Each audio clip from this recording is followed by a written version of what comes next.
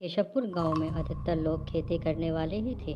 पूरे गांव में सिर्फ दो ही कुएं थे जिनसे लोगों को पानी मिलता था। कुछ समय बाद गांव का एक कुआं पूरी तरह सूख गया। अब पूरे गांव के लोग पानी की जरूरत के लिए एक ही कुएं पर निर्भर थे। दूसरे कुएं से पानी भरते भरते लोगों को लगा कि कुएं में कोई भूत रहता है। जब गांव के किसान कुएं से पानी भरते थे तो उन्हें अजीब सी आवाजें सुनाई देती थी।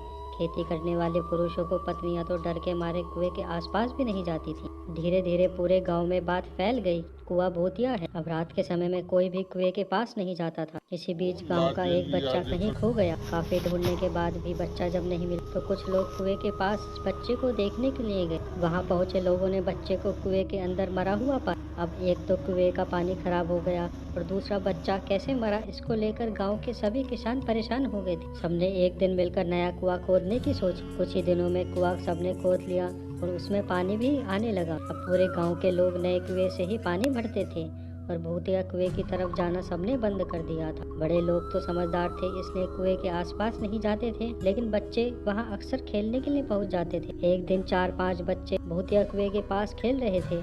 तभी एक बच्चा कुएं में गिर जाता है। उसके चीखने की आवाज सुनकर पूरे गांव वाले दौड़ने लगते हैं। उन्होंने कुएं के अंदर देखा तो बच्चा मरा हुआ दिखा। सबने उस बच्चे के साथ खेल रहे दूसरे बच्चों से पूछा आखिर हुआ क्या था। बच्चों ने कहा वो खेलते खेलते पानी को देखने लगा और अचानक कुएं में गिर पड़ा। इस हादसे के बाद गांव वालों ने तुरंत एक तांत्रिक को बुलाया। वहां पहुंचकर तांत्रिक ने बहुत सारे मंत्र पढ़े जिससे सुनकर भूत सबके सामने आ गया।